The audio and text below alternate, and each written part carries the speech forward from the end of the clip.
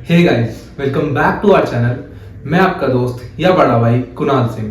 तो यार एक कमेंट आया था वीडियो पे कि भैया एक दिन में 3 सब्जेक्ट 4 सब्जेक्ट पढ़ने चाहिए, कितने सब्जेक्ट पढ़ने चाहिए और कैसे मैनेज करें ये सब। तो मेजरली आज की वीडियो में उसी टॉपिक के ऊपर बात होगी और ये मेजरली सितंबर 25 स्टूडेंट्स के लिए एप्लीकेबल होगी वीडियो। और मई 25 भी कुछ पॉइंट्स जो है वो उठा के मई 25 वाले बच्चे भी उठा के अपने ऊपर अप्लाई कर सकते हैं। ऑल्दो अटेम्प्ट बहुत नियर है, इसलिए मैं बोल रहा हूँ। So let's start with the points. I hope कि अब जो है आप उस फेज में आ गए होंगे कि आप जो है अपनी पूरी कोशिश कर रहे होंगे 8 से 12 घंटे 14 घंटे पढ़ाई निकालने की, होपफुली, है ना। तो यार अगर मैं पहले पॉइंट की बात करूँ ना, तो मेरा मानना ये है और मैंने अपने ऊपर हमेशा ये अप्लाई किया कि अगर एक दिन में मैं 12 घंटे पढ़ रहा हूं तो मैं ये कभी नहीं सोचता था कि मेरे को हर सब्जेक्ट को, जितने भी सब्जेक्ट पढ़ रहा हूं, मैं सपोज 12 घंटे दिन में पढ़ रहा हूं और 3 सब्जेक्ट में लेके बैठ रहा हूं, है ना। तो मैं ये कभी नहीं सोचता था कि मैं 4 घंटे हर एक सब्जेक्ट को दूंगा ही दूंगा। नहीं, मेरे को ये लगता है कि डिजर्विंग टाइम दो पर्टिकुलर सब्जेक्ट को या पर्टिकुलर चैप्टर को। ऐसा मत करो कि यार बिल्कुल 8 बजे बैठे तो 12 बजे उठ रहे हो उस सब्जेक्ट को लेके। नहीं, मैं इन सब चीजों पे बिलीव नहीं करता हूं। अब सब्जेक्ट वाइज मैं चलने की कोशिश करूंगा। सो एडवांस अकाउंट्स के अंदर आप क्या कर सकते हो, एक बैलेंस बनाओ। कैसे बैलेंस बनाओगे भाई? आज मैंने सपोज आपने कोई इजी चैप्टर किया, सपोज आपने बायबैक किया, तो अगले ऑल्टरनेट डे पे या अगले टाइम जब आप एडवांस अकाउंट्स उठाओगे तब एक हार्ड चैप्टर करो, अपने ऊपर थोड़ा प्रेशर डालो और एक हार्ड चैप्टर को कंप्लीट करो। ऐसे ही कॉस्ट में करने की कोशिश करो। अब हमको रिवीजन करना है, हमको हर चैप्टर लेके बैठना नहीं है। अगर हम कोई चैप्टर लेके बैठा है तो सपोज उसके करने क्या है, फॉर द फर्स्ट टाइम अगर आप कर रहे हो तो डेफिनेटली आईसीआई मॉड्यूल के क्वेश्चंस करो, वो तो सबसे इंपॉर्टेंट है। आपके क्वेश्चन बैंक दे रखी होगी फैकल्टीज के, वो करो। अब जब आप वो क्वेश्चन कर रहे हो ना, तो उसमें जिन क्वेश्चंस पे आप अटके उनको मार्क करते हुए चलो, ताकि आप जो है फ्यूचर में रिवीजन के टाइम पे ये रहेगा कि हाँ, मुझे बस इन क्वेश्चंस को दोबारा करना है। ठीक है, इस चीज को दिमाग में रखना। और जब रिवीजन का टाइम आएगा उन मार्क्ड क्वेश्चंस को ही दोबारा करना है, बार बार हर क्वेश्चन को नहीं लेके बैठ सकते हम। Same goes for cost. Cost में सपोज आज आप कोई इजी चैप्टर लेके बैठे, सपोज आज आपने कॉस्ट शीट कर लिया, तो अगले ऑल्टरनेट डे पे या अगले दिन जब भी आप करोगे तो उस दिन जो है थोड़ा हार्ड चैप्टर करने की कोशिश करना है। जैसे कि एक्टिविटी बेस्ड कॉस्टिंग हो गया, या ओवरहेड कॉस्टिंग हो गया, या सर्विस कॉस्टिंग हो गया। इनमें से कोई भी चैप्टर कर सकते हो। ये थोड़े टिपिकल कॉम्प्लिकेटेड चैप्टर्स हैं, ओवरहेड तो काफी कॉम्प्लिकेटेड चैप्टर है। ठीक है, अब नेक्स्ट में बात करता हूं लॉ की और ऑडिट की, साथ में लेके चलेंगे। देखो, मेरा मानना यह है कि जैसे मैंने पेपर दिए हैं तो मैंने ये पूरी अपने ऊपर वो बना ली थी फाउंडेशन की यार मैं लॉ को रोज पढ़ूंगा ही पढ़ूंगा, चाहे 2 घंटे पढ़ूं, लेकिन मैं पढ़ूंगा। क्योंकि यार लॉ एक ऐसा सब्जेक्ट है जिसको आप बार बार भूल ही जाते हो, आपके दिमाग से निकल ही जाता है। Same goes for audit. Audit में भी मैंने ये स्ट्रैटेजी अप्लाई कि भाई ऑडिट में वैसे भी मेरा हाथ तंग है, तो क्यों ना इसको रोज पढ़ा ही जाए, चाहे कुछ भी पढ़ूं, कोई सा भी स्टैंडर्ड्स ऑफ ऑडिटिंग पढ़ूं, लेकिन उसको पढ़ूंगा जरूर मैं। ठीक है, अब ऑब्वियसली सिर्फ पढ़ने से तो कुछ होगा नहीं, तो आपको कुछ ना कुछ राइटिंग प्रैक्टिस भी करनी पड़ेगी उसकी। अब वो चाहे ऑल्टरनेट डे पे करो या फिर तभी पढ़ा और तुरंत उसकी राइटिंग प्रैक्टिस कर ली, ये डेफिनेटली ज्यादा इफेक्टिव यही होगा कि आपने 1 घंटे 1.5 घंटे पढ़ा, फिर उसके बाद आधे घंटे 1 घंटे बैठ के उसकी राइटिंग प्रैक्टिस कर ली। कुछ भी, चाहे 2 क्वेश्चन लिखना, लेकिन लिखना जरूर, कोशिश करना कि राइटिंग प्रैक्टिस हो, लॉ में भी और ऑडिट में भी। इसके बाद बात आती है टैक्सेशन की। अब टैक्सेशन में क्या है, अपने पास 2 पोर्शन है, डायरेक्ट टैक्स और इनडायरेक्ट टैक्स।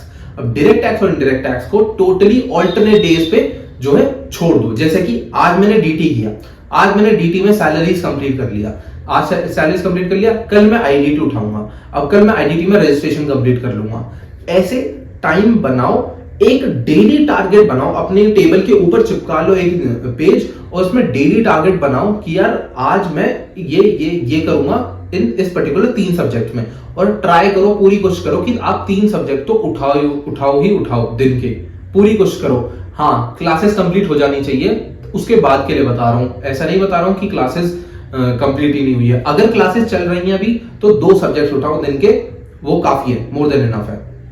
ठीक है, वरना चाहे सिंगल ग्रुप दे रहे हो आप, चाहे बोथ ग्रुप दे रहे हो, 3 सब्जेक्ट तो उठाओ, करो 3 सब्जेक्ट तो प्रिपेयर साथ के साथ। अगर मैं फाइनेंशियल मैनेजमेंट और स्ट्रेटेजिक मैनेजमेंट की बात करूं तो उसमें भी सेम स्ट्रेटेजी अपनाओ। आप एफएम करो, आज एक दिन मैंने एफएम करा, अगले दिन मैंने स्ट्रेटेजिक मैनेजमेंट कर लिया। वैसे भी strategic management is very typical to actually learn and to write as well. तो इसलिए, और उसमें नंबर भी तभी मिलेंगे जब आपने एकदम सही डिट्टो वही लिख रखा होगा। स्ट्रैटेजी मैनेजमेंट में नंबर लाने बहुत मुश्किल है, ट्रस्ट मी, ठीक है। इसलिए फाइनेंशियल मैनेजमेंट को अपना ज्यादा से ज्यादा स्ट्रॉन्ग करके रखना। Same goes for FMSM. एक दिन एफएम पढ़ा, अगले दिन एसएम पढ़ा, फिर एफएम पढ़ा, फिर एसएम पढ़ा, ठीक है। ये स्ट्रैटेजी आप जो है फॉलो कर सकते हो। अब मैं इन अ नटशेल जो है ग्रुप 1 की बात करता हूं, ग्रुप 2 की बात करता हूं और बोथ ग्रुप्स की बात करता हूं, करेक्ट। देखो, अगर आप ग्रुप 1 दे रहे हो, सपोज आप ग्रुप 1 दे रहे हो, तो आप जो है लॉ को बिल्कुल साइड कर दो और उसको डेली पढ़ो, चाहे 2 घंटे पढ़ो, डेली पढ़ो। डीटी और आईडीटी में से कोई एक सब्जेक्ट उठाओ एक दिन में। सपोज आज आपने लॉ पढ़ा, उसके साथ मैंने डीटी पढ़ा, तो कल आप लॉ के साथ आईडीटी पढ़ोगे, परसों आप लॉ के साथ डीटी पढ़ोगे, ठीक है। सो रही बात एडवांस अकाउंट्स की, तो उसमें आपको एक बैलेंस बना के रखना पड़ेगा। कैसे?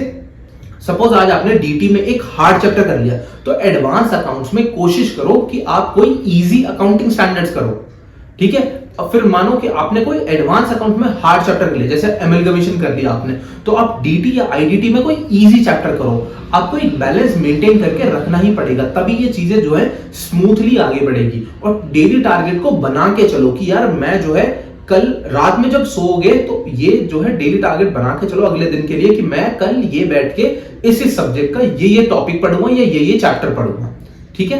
अब मैं बात करता हूं ग्रुप 2 की। ग्रुप 2 में भी सेम चीज करनी है। ऑडिटिंग को रोज पढ़ना है, रोज पढ़ना ही पढ़ना है ऑडिटिंग को, ठीक है। एफएमएसएम को ऑल्टरनेट डेज पे ऑडिटिंग के साथ जोड़ देना है। एक दिन ऑडिट के साथ एफएम पढ़ा, अगले दिन ऑडिट के साथ एसएम पढ़ा, फिर ऑडिट के साथ एफएम पढ़ा। एंड कॉस्टिंग में सिंपल 15 चैप्टर है यार। कुछ चैप्टर्स तो देखो आप भी एक्सेप्ट करोगे, एक एक दिन वाले चैप्टर्स हैं, कुछ चैप्टर तो बहुत ही इजी हैं, ठीक है। वही बैलेंस बना के चलो कि एक दिन मैंने इजी चैप्टर किया कॉस्टिंग का, तो मैं एफएम में थोड़ा सा हार्ड चैप्टर कर लूंगा। एक दिन मैं कॉस्टिंग का हार्ड चैप्टर किया, ओवरहेड्स कर लिया अगर मैंने, तो मैं एसएम कर लूंगा और वो भी थोड़ा कोई टॉपिक ही पढ़ लूंगा बस। ये बैलेंस आपको मेंटेन करके रखना पड़ेगा, तभी चीजें स्मूथली चलेंगी। अब मैं बात करता हूं बोथ ग्रुप्स वाले स्टूडेंट्स के लिए कि आपके लिए क्या होगा। ये ऑल्टरनेट वाली स्ट्रेटजी ना आपके लिए अभी काम नहीं आएगी बिल्कुल भी। ये एकदम मिक्सचर बना देगी, खिचड़ी बना देगी, क्योंकि इतने सारे सब्जेक्ट्स हैं और सब पे ध्यान देना जरूरी है। तो आपके लिए सबसे बेस्ट चीज ये कि आप ग्रुप वाइज लेके चलो। अभी इधर ग्रुप 1 पे पूरा फोकस करो और ग्रुप 2 पे पूरा फोकस करो। जैसे जैसे दिन पास आते चले जाएंगे, एग्जाम्स पास आते चले जाएंगे, तो उसके बाद यही स्ट्रैटेजी को अगर आप अप्लाई करोगे, ऑल्टरनेट डेज पे लेके चलोगे चीजों को, डायरेक्ट टैक्स को, इनडायरेक्ट टैक्स को, फिर एफएम को, एसएम को ऑल्टरनेट डेज पे जैसे लेके चलोगे, तभी ये स्ट्रैटेजी आपके लिए एप्लीकेबल होगी। जैसे जैसे दिन पास आते चले जाएंगे, रिवीजन जब होता चला जाएगा, तब धीरे धीरे सारी चीजें सॉल्व आउट होती चली जाएंगी। Okay, so that's it from this video. Thank you so much for watching. Do like, share, comment and subscribe. Thank you for the support and जय श्री राम।